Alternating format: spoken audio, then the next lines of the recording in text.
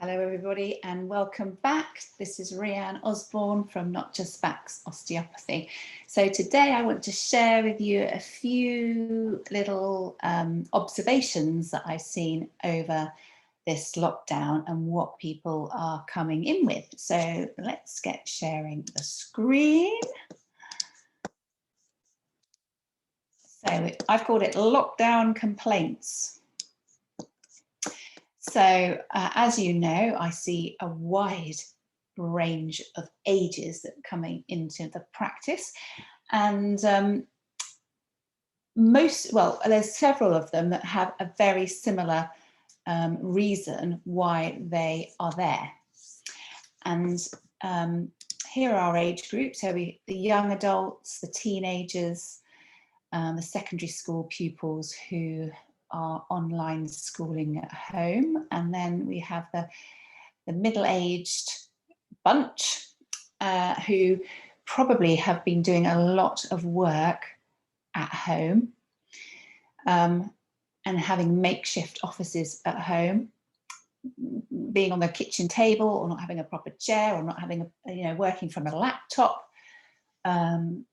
and not having the correct equipment around them, being on that laptop and not on the right height maybe as well. And they haven't just started now, they've probably started back in March last year. So they've been out of the office now for nearly, well, it's 11 months, isn't it?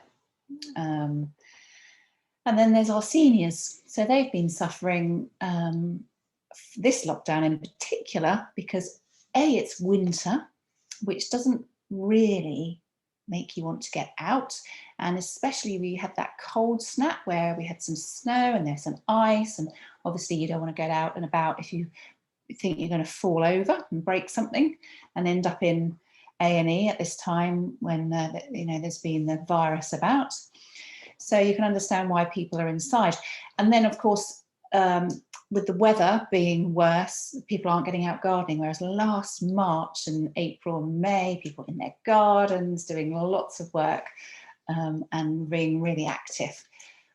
So there's slightly different feel emotionally as well this time. Everybody's a little bit more deflated about lockdown, and are certainly getting a bit more fed up with it now, aren't we?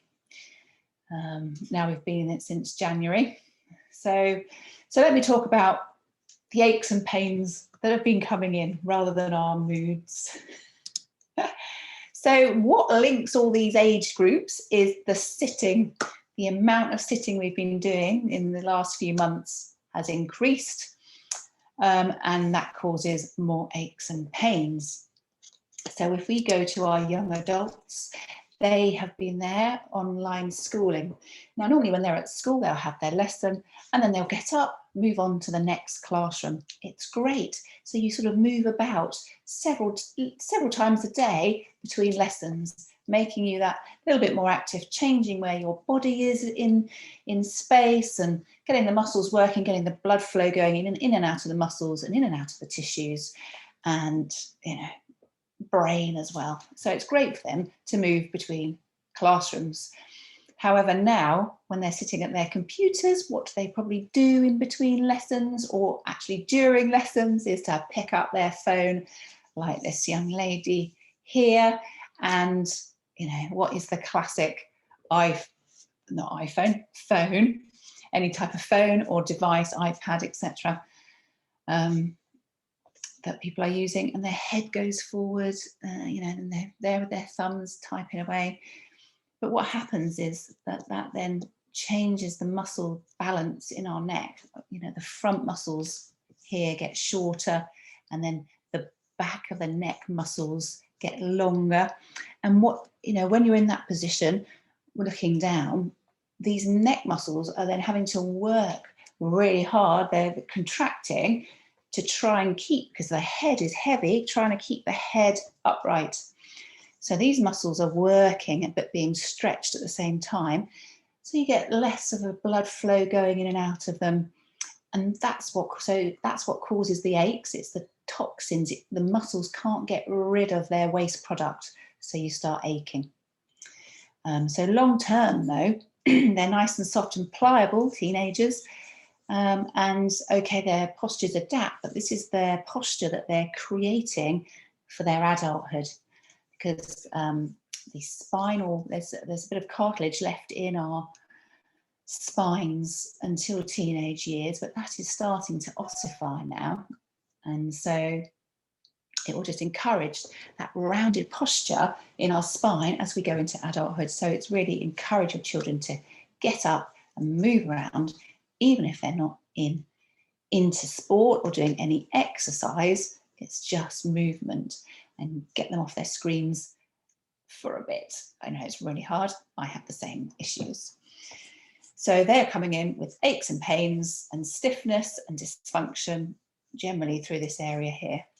But also it needs, I'm just talking about this rounded posture, rounded shoulders. As you can see, when you round your shoulders, your poor old tendons and muscles have to then sit at the wrong angle. So then you start working them and you start wearing them out far too soon. So you don't want teenagers. You need to get them to sit upright as much as they can. Get them to sit on a medicine ball. That's one of those big blow-up balls when they're doing their work, and at least then they can bounce around on them and rock forward and back, and it just keeps our posture moving. And they're a bit more inclined to maybe use one of those balls than maybe somebody who's older. But it's also good if you're at home working and fill up with your chair, then swap it over for a medicine ball. So our middle ages are getting sort of a lot of low back aching, and even some of the sharper pains are coming in. It's sort of a persistent nagging ache that's just won't go away. It's a right bore. I'm also seeing a lot of neck and pains into the arms, and neurological pains into the arms, just because again of posture and being rounded and narrowing the spaces sorry, get my words out, Rhian. So they narrow the space where the nerves comes out. We've talked about this in another vlog, and then it can trap the nerves. And our nervous system's quite rigid, and it can be trapped in different places throughout from our neck at the back to from our muscles at the side here. The nerves have to come out and into the arms, and then there's certain points in the forearm, and obviously the carpal tunnel in the wrist. So there's different places that nerves can be impinged. So let's just go back. Actually, I just want to show you this, because this is a warning. If you're a bit squeamish, then you don't want to look at this next slide. I'm just going to go into the next slide because it shows you the nervous system dissected. I know some of you love it like me. So here it is. So there is our nervous system from somebody who's donated their body, dissected out. So I just want to talk about the pliability. So nerves are a bit like strings. They don't really like to stretch. But what happens with nerve, they have sheaths around them. Obviously, they're wrapped in muscles and connective tissues. So if we've been sitting a lot like this on our computers, all our body sort of gets set in that position. And so then that lovely pliability reduces, and your nervous system sort of gets set. So we've been working with a lot to open up postures and actually get the length, and doing some nerve glides to get the nerves freed up for people who have been working at home since last March. So anyway, so I'm going to turn off to that slide, but look, isn't it just amazing? I mean, look at this. I'm just going to digress and look at the sciatic nerve here. Look how thick it is. It's thicker than a pen, much thicker. There's the spinal cord in the middle, and then these are the brachial plexus coming into the arms. It's incredible, isn't it just? So I'm going to turn it off now, go back to middle age. So our aching lower backs, I just want to show you a bit about discal compression. So when we lay down, so if anybody's had a disc herniation, you'll find that when they lay down, they don't get much pain. And that's because the pressure, here's the pressure going up here from low pressure to high pressure in our disc. The pressure, there's not much pressure in your disc when you're laying down. Then when you're standing up, it gets a bit, it increases. And as you can see here, these are the discs. As you get more pressure, obviously you get more squash into the discs. So sitting normally, then a slouch sitting, they've got a lot of compression. And then of course, a lot of people do their discs by bending and lifting and getting something out the boot of the car. But at the moment, because we're doing all this sitting and generally it's slouched, then this is what happens to our discs. And if there's any sign, any imperfection in your disc, then you're just going to maybe cause it to become more symptomatic and causing these aches, because discs can actually cause aching pains for quite a long time, and then suddenly you'll do something and then you might end up with a disc prolapse, and then, you know, really bad back pain and sciatica, etc.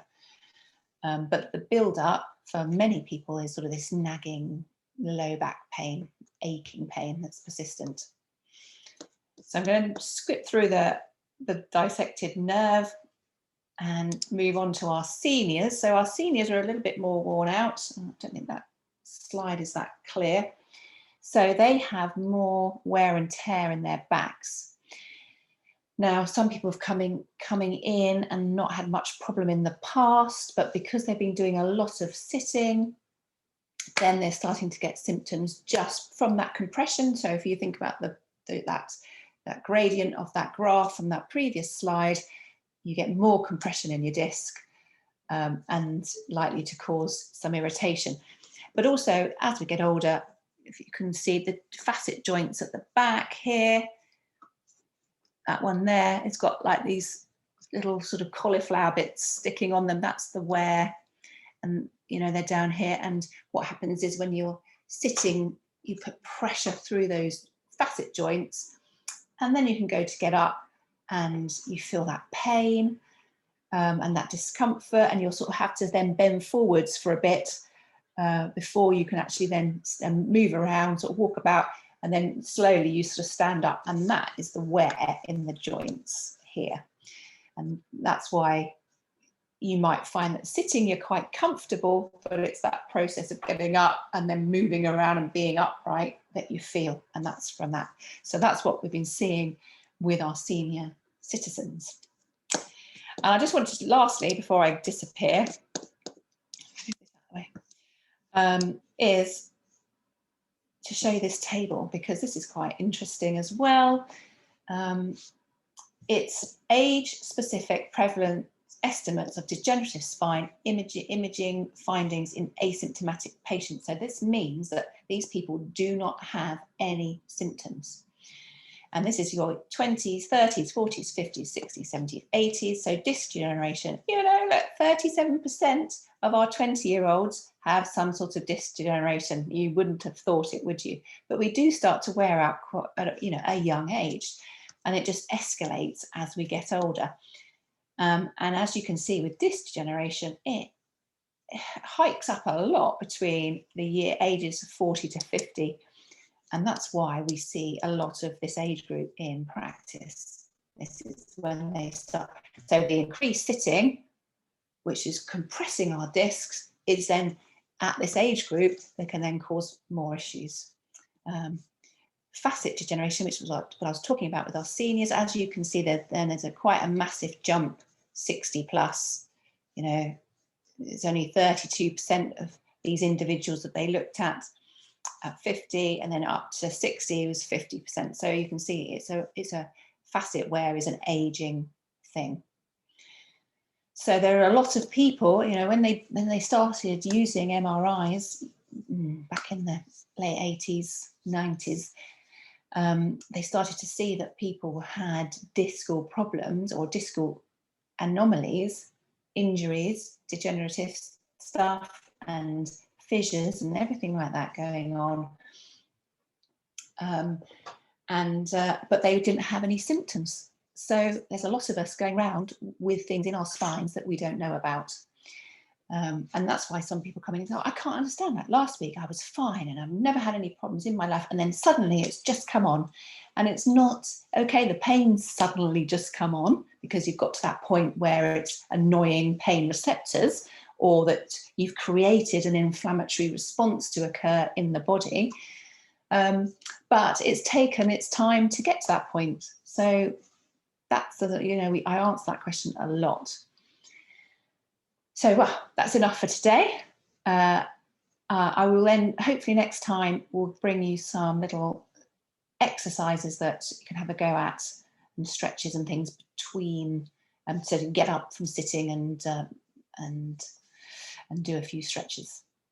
The other, or before I go, the other thing, if you are at home working then and you're having problems, then, you know, think about getting a sit to stand desk as well, so that you can then just adjust up and stand up for a bit, just to take the pressure off your spine, and you'll end up moving around a little bit more while you're standing. So that's another food for thought. Obviously, it's trying to get all these things into your house. A little bit of rearranging of the furniture or getting rid of something else to fit it all in. So yeah, so anyway, I hope you have a good week and I will see you soon. I'm just going to tap that off. Take care, everybody, and look after yourselves. Bye-bye.